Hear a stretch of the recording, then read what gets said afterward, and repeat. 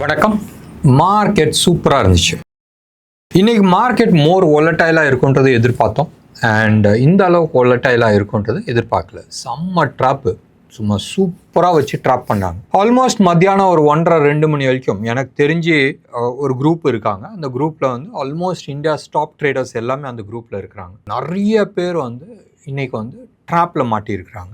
எந்த இடத்துல ட்ராப்பில் மாட்டியிருக்காங்கன்னா, எய்தர் அவங்க வந்து காலை வந்து ஹெவியாக விற்றுருக்குறாங்க ஒன்று, இல்லை புட்டு வாங்கியிருந்தாங்க. மார்க்கெட் மோர் ஆன் டவுன் சைடுன்ற மாதிரி காட்டிட்டு இருந்துச்சு. நான் ரொம்ப நாளாக வார்ன் பண்ணிகிட்டு இருக்கேன், மார்க்கெட் டவுன் இல்லைப்பா, தோ 24,500 கீழே இருக்குது, பட் டவுன் சைடு இல்லை, ஜாக்கிரதையாக இருங்கன்றதை நான் சொல்லியிருந்தேன். ஷார்ட் பண்ணாதீங்கன்றதை நான் ரொம்ப கிளியர் கட்டாக சொன்னேன்.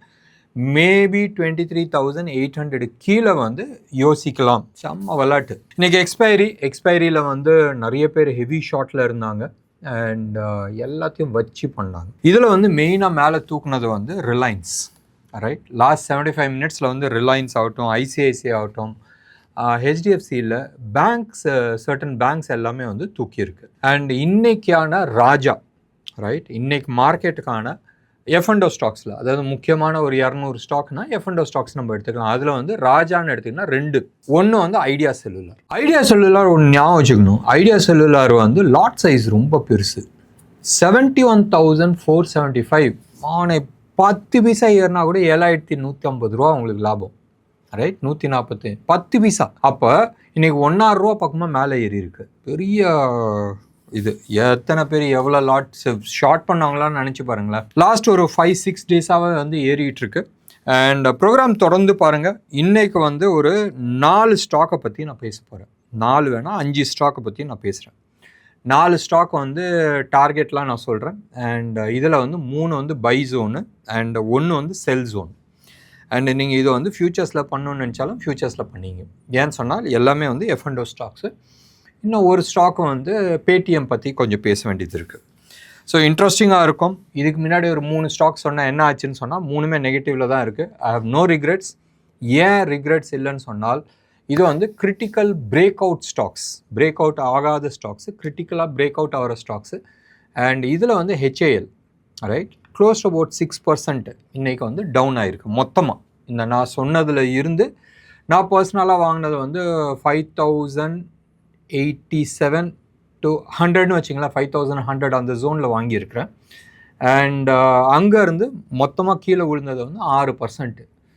மே சைட் டார்கெட் வந்து ஆல்மோஸ்ட் 18% கொடுத்துருக்குறேன். So 1:3, still it is good. 1 முந்தா நேற்று வரைக்கும் ஸ்டாக் வந்து உளுந்ததை வந்து பெருசாக எடுத்துக்கல. ஏன் பெருசாக எடுத்துக்கல? முந்தா நேற்று தான் நான் ஃப்ரைடேன்னு வச்சிங்களேன், பெருசாக எடுத்துக்கல. அண்ட் நேற்று வந்து உளுந்துச்சு, பெரிய இதாக உளுந்துச்சு, கொஞ்சம் வால்யூம் ஜாஸ்தி. ஃப்ரைடேயோட நேற்று வந்து வால்யூம் ஜாஸ்தி. இன்னைக்கு நல்லா கீழே உளுந்து ஹேமர் போட்டிருக்கு.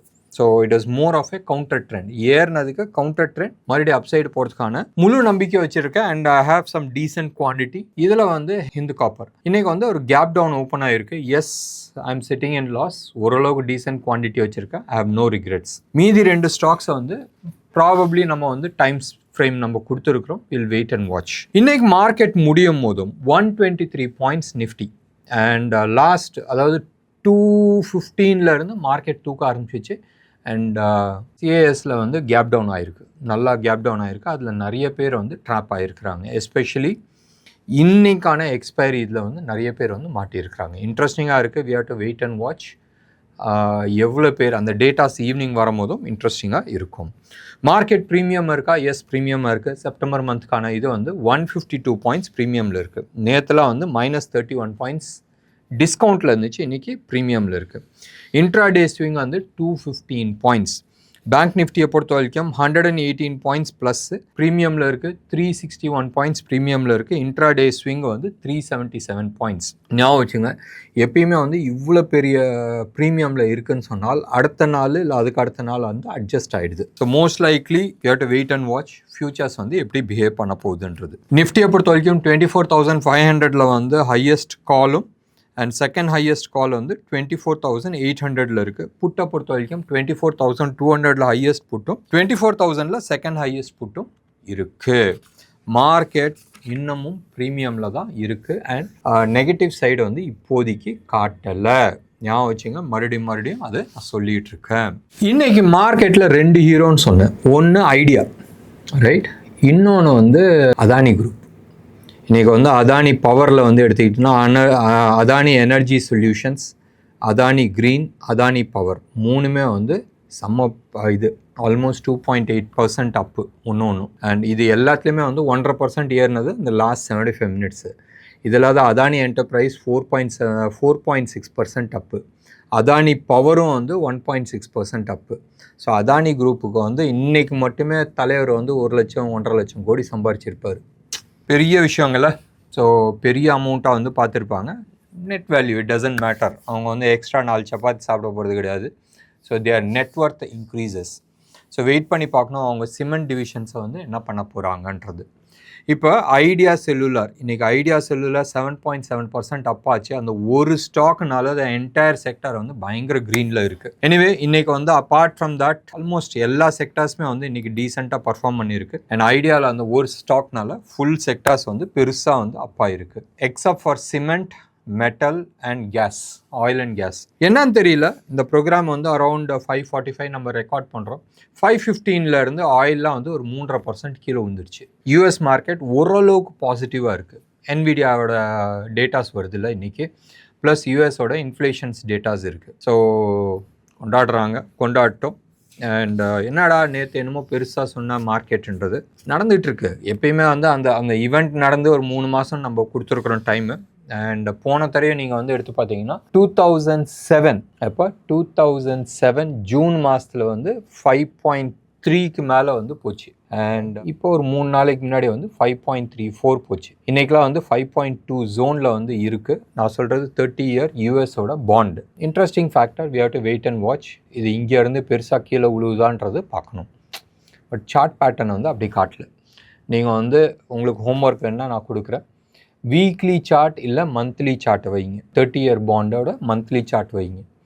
ஒரு பேட்டர்ன் வந்திருக்கு. அந்த பேட்டர்னை வந்து நீங்கள் எடுத்துக்கிட்டீங்கன்னு சொன்னால் டார்கெட் எப்பயுமே வந்து சார்ட் பேட்டர்ன்ஸில் கன்ஃபார்ம் ஆச்சுன்னு சொன்னால் 80%, 80-85% வந்து டார்கெட் அச்சீவ் ஆகிடும்.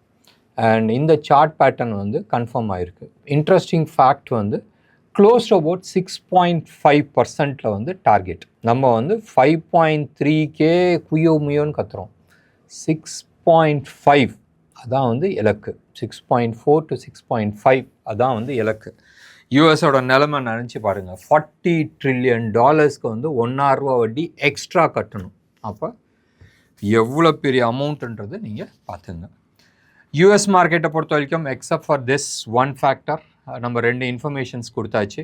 ஒன்று, ரெண்டாவது வந்து யூஎஸ் மார்க்கெட் ரைட் நவ் பாசிட்டிவாக இருக்குது. கோல்டு வந்து ஓரளவுக்கு ஏறிட்டு இருக்குது. சில்வர் வந்து ஃப்ளாட்டிஷாக இருக்குது. ருப்பி டேர்ம்ஸில் நம்ம வந்து சில்வர் எடுத்துக்கிட்டோம்னு சொன்னால் பிலோ 250 கீழே வந்துருச்சு. 2,50,000 கீழே வந்துருச்சு. ஒரு $300 கீழே இருக்குது. 2,49,700 ரேஞ்சில் வந்து ட்ரேட் ஆகிட்டுருக்கு. இது 999 குவாலிட்டி ஜிஎஸ்டியோட சென்னையில் விற்கிற ரேட்டு. என்னடா எம்சிஎக்ஸ் ரேட் சொல்ல மாட்டேங்கிறேன்னு சொன்னால், நான் எம்சிஎக்ஸில் ட்ரேட் பண்ணல. ஒன்று, சார்ட்டை வந்து எஸ்பெஷலி கமாடிட்டி சார்ட்ஸை வந்து நீங்கள் மோர் ஆஃப் ஜென்ரலைஸ்டாக வந்து சொல்கிறது ரொம்ப கஷ்டம்.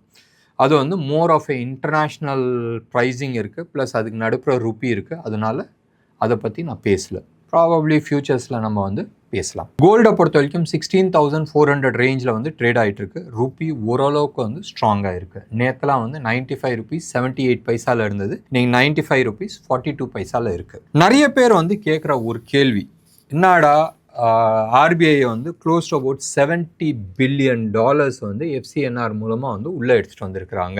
இன்ட்ரெஸ்டிங் ஃபேக்ட் என்னதுன்னா ஹெச்எஸ்பிசி. என்னடா திடீர்னு வந்து அமௌண்ட் பெருசாக உள்ளே வருதுன்னு சொன்னால் ஹெச்எஸ்பிசி, நீ வந்து 1 லட்சம் போடு, நான் 19 லட்சம் உனக்கு வந்து எக்ஸ்ட்ரா கடன் கொடுக்குறேன். ஸோ நீ 20 லட்சமாக எடுத்துகிட்டு போய் இந்தியாவில் போட்டுக்கன்றான். எவ்வளோ பெரிய மனசு. அதனால தான் இந்தியா வந்து க்ளோஸ் அபவுட் $45 to $50 பில்லியன் எதிர்பார்த்தது. ஆல்ரெடி 70-75 பில்லியன் வந்துருச்சு. செப்டம்பர் மாதம் எண்டுக்கு உள்ள தேர் expecting close about $100 billion. And RBI வந்து சாதாரணமாக இது மாதிரி ஒரு பெரிய அமௌண்ட் உள்ளே வரும்போதும் நினச்சி பாருங்களேன், $100 பில்லியன் இன் லாஸ்ட் 2 monthஸில் உள்ளே வந்திருக்குன்னா இந்நேரம் ருப்பி வந்து அரௌண்ட் பிலோ 90 போயிருக்கணும் டெக்னிக்கலி ஸ்பீக்கிங். பட் ஆர்பிஐ வந்து இந்த டாலர்ஸ் எல்லாத்தையுமே வந்து வாங்கி வாங்கி உள்ளே அடுக்கி வச்சுக்கிட்டு இருக்காங்க. இது வந்து வார் செஸ்ட்டுன்னுவாங்க.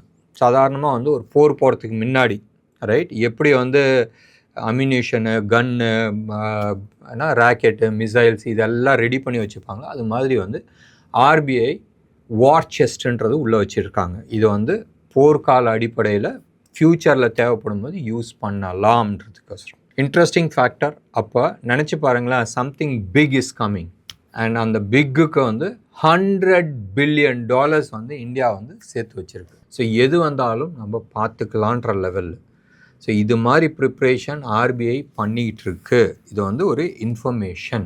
மற்ற நாடுகளும் ஒன்று அது மாதிரி பண்ணிகிட்டு இருப்பாங்க. இன்ட்ரெஸ்டிங் ஃபேக்டர் என்னன்னு சொன்னால், இந்தியா இது வந்து கொஞ்சம் அட்வான்ஸ் லெவலில் வந்து பண்ணிகிட்டு இருக்காங்க. எஸ், இன்ட்ரெஸ்ட் ரேட் ஜாஸ்தி கொடுத்துருக்குறாங்க. பட் இன்டர்நேஷ்னல் இன்ட்ரெஸ்ட் ரேட் ஜாஸ்தி ஆகும் போதும் நம்ம ட்ராப் ஆக மாட்டோம். அண்ட் பேங்க்ஸ் நீ எல்லாம் பண்ணுடா, நான் வந்து உனக்கு பேக்கிங் கொடுக்குறேன், நான் ஹெட்ஜ் பண்ணிக்கிறேன்ற லெவலில் வந்து வந்திருக்கிறாங்க. எனிவே, இன்றைக்கி 4 ஸ்டாக்கை பற்றி நம்ம பேசுகிறோன்னு சொல்லியிருந்தோம். ஃபஸ்ட்டு வந்து ஹெச்டிஎஃப்சி. நான் வந்து ஃபியூச்சர்ஸில் நான் சொல்ல, கேஷ் மார்க்கெட்டில் நான் வந்து சொல்கிறேன். டியூரிங் த டே வந்து 727 வந்து ட்ரேட் ஆகிட்டு இருந்துச்சு ஹெச்டிஎஃப்சி.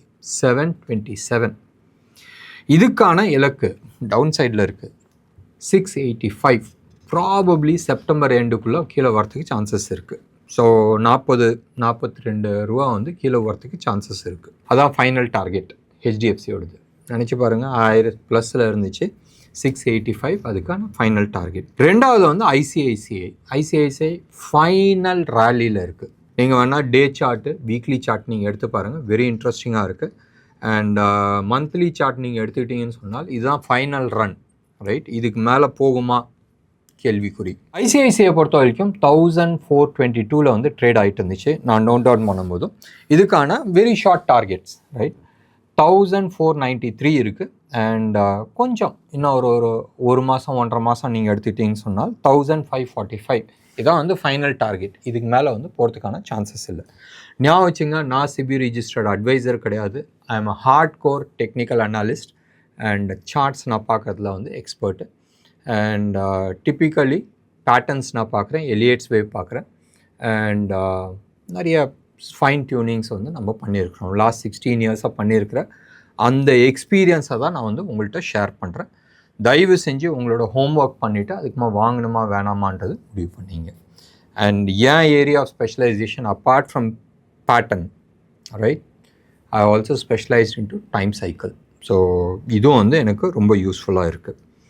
இதுக்கு அடுத்ததாக நம்ம எடுத்துக்கிட்டோம்னா இந்தியன் பேங்க் ரொம்ப நல்லா இருக்குது. இன்றைக்கி க்ளோஸ் ஆகும்போதும் 878.